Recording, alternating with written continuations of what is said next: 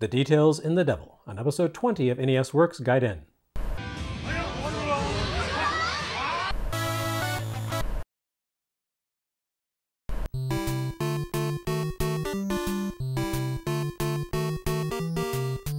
Following immediately in the wake of Nuts and Milk, or directly alongside it, depending on who you believe, Hudson also brought the Famicom its very own conversion of American PC mega hit Lode Runner. Released in the US the year before by pioneering publisher Broderbund, Lode Runner quickly found its way to a variety of other platforms and consoles.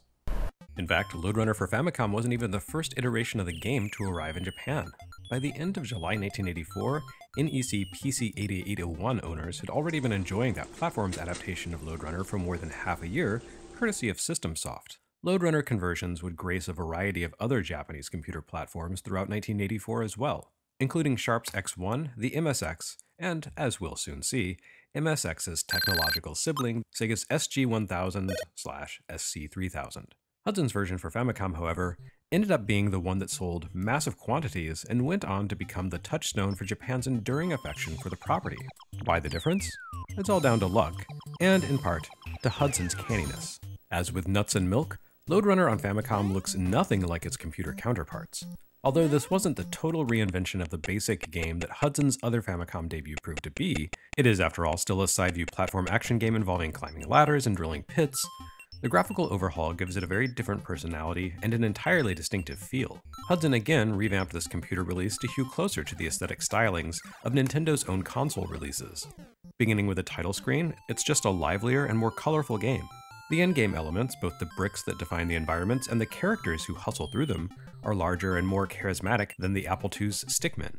Interestingly, while the upscaled graphics require the addition of horizontal scrolling to accommodate stage layouts that used to fit on a single screen, the level designs only suffer the tiniest amount of vertical compression in making their way from computer to console. The original Apple II's visual style had made use of tall, narrow graphical elements, and the Famicom version simply expands them along the x-axis. While this has the side effect of making everything more cartoonish and approachable, thus better appealing to the general taste of the Japanese market than the impersonal stickman of the US original would, I suspect the change had as much to do with the Famicom's internal workings as with a desire to transform the game into a cuddlier version of itself. In any case, the facelift has a few knock-on effects, most notably causing the pace of the action to feel considerably slower than that of the Apple II original or the zippy SG-1000 adaptation. Also of note is that the 150 stages of the PC game are abridged here to a mere 50, a fairly paltry number even compared to Sega's 80.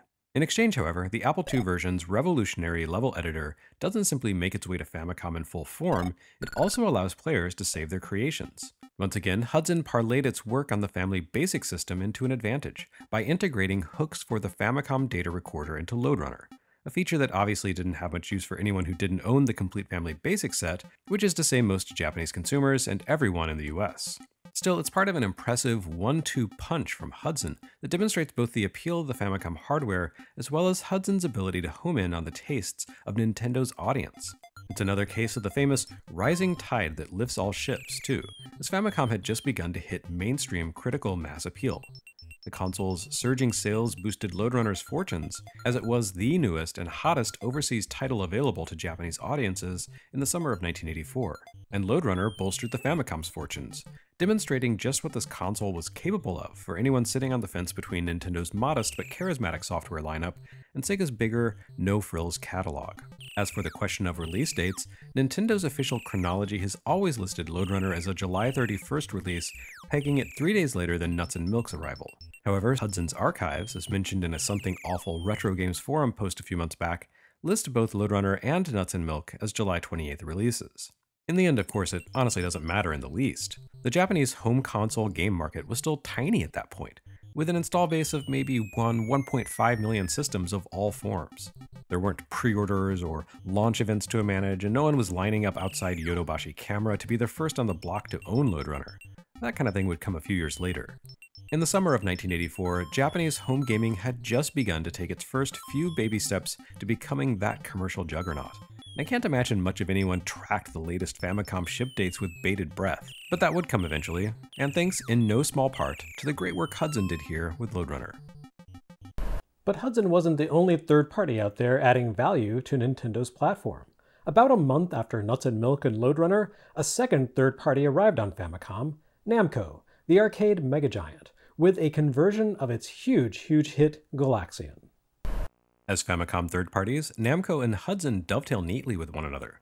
Hudson's expertise lay in home computers, and its early family computer releases saw the studio radically reinventing popular PC titles to fit the confines of the console. Namco, of course, were the kings of the coin-op space. While somewhat unknown in the West thanks to the fact that its games were distributed in the US by companies that splashed their own names all over the screen, such as Atari and Bally Midway, Namco was a titan in Japanese arcades.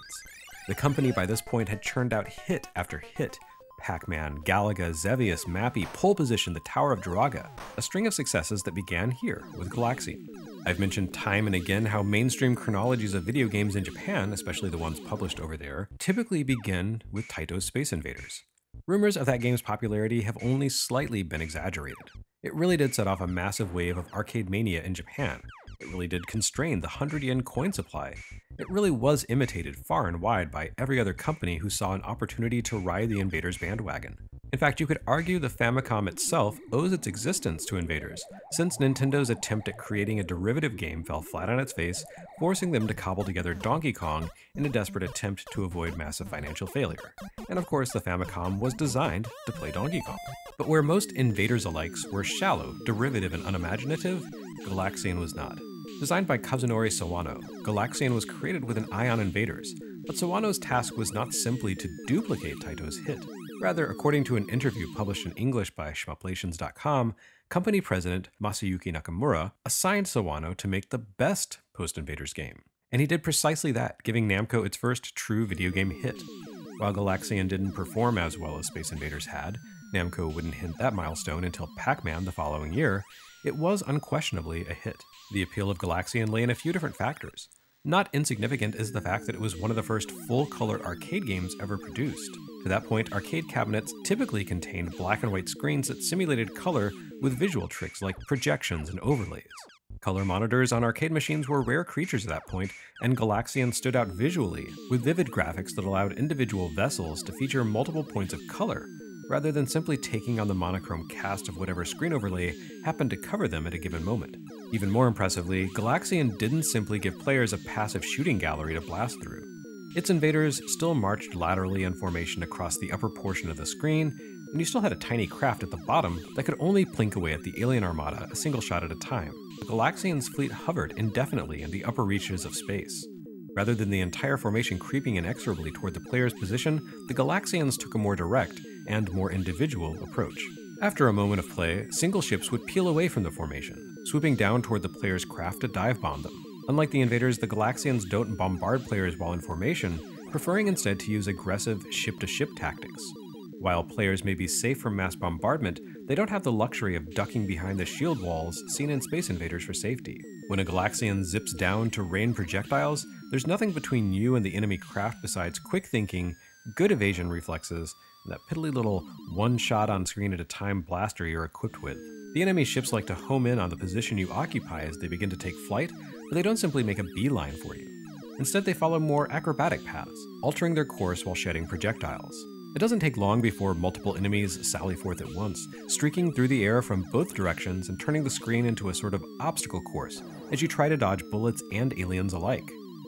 Each enemy ship can follow a handful of different paths, sometimes sailing off the screen edges to reappear at the top, but just as often making a quick U-turn once they reach the player's level, then soaring back up to formation. And then of course there are the two Galaxian flagships that lurk at the top of the formation. These bosses eventually begin making their own sorties toward the player, while flanked by a pair of wingmen who act as bodyguards. The flagship formations can be even more dangerous than single attackers, since your limited rate of fire makes it difficult to take out all three attackers in a single pass without smashing into one of them. But it's worth making the effort because Galaxian is all about chasing high scores, and the riskier your actions, the more points you earn. Galaxian assigns your targets two different scores based on the context in which you shoot down an enemy fighter: Convoy and Charger. Convoy refers to enemies in formation, during which time they're essentially defenseless targets drifting laterally across the screen. Charger scores come into play when the ship swoops downward, becoming a harder target to hit and one capable of returning fire. A Charger mode enemy is considerably more dangerous than a Convoy foe, but it's worth twice as many points. Flagships are even more valuable than that, depending on whether you destroy them in formation, in a flanked attack, or solo. Flagships have another role as well. They're kind of the moral support for the bad guys. Take out a flagship and other enemies will stop firing for a moment, giving you a brief reprieve and a chance to rack up some extra points. So despite the fundamental simplicity of Galaxian, it offers enough nuance and dynamism to make for an interesting shooter that truly does feel like Space Invaders taken to the next level. And the Famicom version is just about perfect. By September 1984, multiple consoles and computers in all regions had seen some pretty faithful recreations of the arcade game. It was, after all, a huge hit from 5 years earlier. The Sharp X1, Atari 8-bit, and ColecoVision renditions of Galaxian in particular really stood out as faithful interpretations of the coin-op. But with the Famicom version, Namco's own staff accurately recreated the looks, sounds, and mechanics of the arcade game to the extent that was possible on home televisions, which of course couldn't recreate the vertical orientation of the arcade monitor. Now, whether or not anyone was still clamoring to play a shooter from half a decade ago in September 1984, or could be swayed to visit what passed for a vintage creation back in those days, is a good question. But this seemed like a significant first foot for Namco to put forward on Famicom, going back to their earliest arcade breakthrough to offer Famicom owners a sort of curated Best of Namco collection. Even from the beginning, Namco approached its games with an eye on history and the company's own legacy. And finally this episode, we return to the world of first-party publishing with Nintendo's own Devil World. While this one's probably best known for making its way to Europe, but not the US, over concerns regarding its religious imagery, in reality the game has a much more interesting and significant place in Nintendo's history. Devil World is the company's first nod toward the immense popularity of Pac-Man, characteristically loading the game with even more personality and character than even Namco's hit. Uncharacteristically though, Devil World in action feels a little fussy and overcomplicated. A bit of a letdown for those who associate Nintendo design with accessible, streamlined simplicity. But hey, growing pains. Nintendo's home console development efforts were only a few months into their second year at this point. Famicom games were still restricted to basic cartridge tech. No memory mappers and no expansion chips just yet. Devil World comes to us from the mind of Donkey Kong designer Shigeru Miyamoto, who would soon be embarking on the journey to create the essential, groundbreaking Super Mario Bros. And Devil World plays a critical role in that process. It was the first game project to be designed by new hire Takashi Tezuka, and the first home console game to be scored by composer Koji Kondo. Both of these men, of course, would go on to work with Miyamoto on Super Mario and The Legend of Zelda. Without Devil World as a chance to prove their mettle and become key creative collaborators at Nintendo's Research and Development Division 4, would either of those games have turned out to be the medium-defining masterpieces they became? Devil World doesn't quite hold up to those lofty standards, but it doesn't lack for interesting ideas. As you'd expect from a Pac-Man style maze game, your task here is to wander around the corridor gobbling dots. However, Devil World has more in common in a way with Super Pac-Man than with Namco's original. Protagonist Tamagon, that's Tamagon as in tamago or egg, and gon as in dragon, or a popular suffix in Japanese pop culture to denote a kaiju-style monster, can't collect dots on their own. In order to gather dots and clear the maze, they must collect crosses, which temporarily grant them the power to pick up dots and breathe fire at bad guys.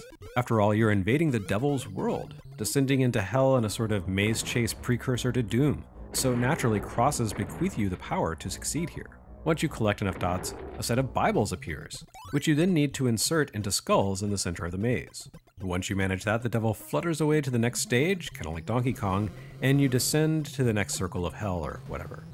Ah yes, the devil. The eponymous character here plays a part that clearly owes something to Donkey Kong, always looming over the action from the top margin of the screen and doing his best to spoil the player's efforts without actually wading into the fray himself. In this case, the devil doesn't chuck barrels or lob fireballs. Instead, he attempts to crush the player within the walls of the maze. Or rather, he directs his minions to crush the player in the maze. The minor maze monsters appear at the corners of the screen, standing around a square frame that constrains the expanse of the maze and constantly shifts directions at the devil's command. Effectively, the frame remains stationary on screen as the maze shifts around, but the effect works out to be the same. If Tamagon becomes trapped between the frame edges and the interior walls of the maze, they're squished and lose a life. So in addition to dodging or frying monsters and collecting dots while imbued with holy power, you also need to be mindful of sudden changes in direction for the frame to stay clear of dangerous passages. There are also bonus levels where you can control the frame yourself by stepping on arrow tiles that guide the frame's direction. It's all interesting, I suppose, but it feels a little overbaked. like an attempt to cram the variety of elements seen across the multiple levels of Nintendo's early arcade hits into a single Pac-Man style maze. But even if this isn't a home run success, it would lead to bigger things. And in any case, Nintendo no longer had to carry the burden of sustaining the Famicom on its own. With third parties on the case, it could afford the occasional swing and a miss, like Devil World.